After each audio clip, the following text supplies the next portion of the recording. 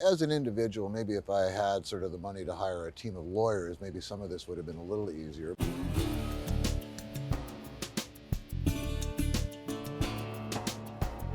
When we went about applying for our license, we did it long before I approached the township.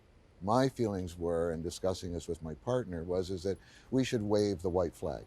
It's a very elaborate process. It's taken us 6 months to get through the first stage, and that has to do with security and integrity. They want to know everything that you have done. I think that's the paramount part, within this, is they're trying to separate those that were involved in more criminal enterprises and those that weren't. And so they look at, where have you lived for the last 20 years? They want to know everything. Where you've worked for the last 20 years. Where have your bank accounts been? What are your lenders? They want to know all of the fabric of your life.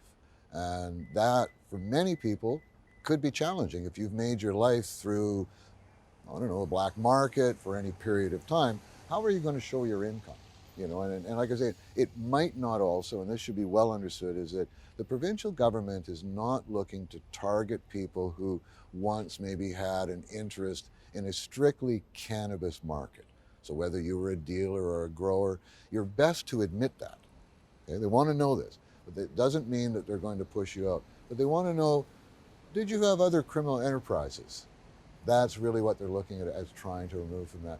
I think it's a very good thing. We're trying to build public trust in the process and in the policies, and hopefully that's something that would lead to it.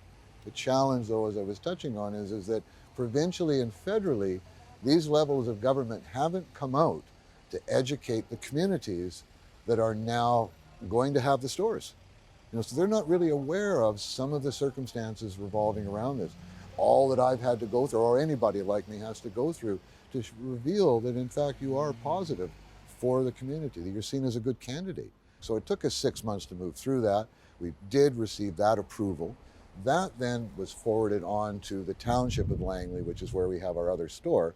At this point, though, it was pushed back to Victoria, saying, well, we haven't made any decisions yet.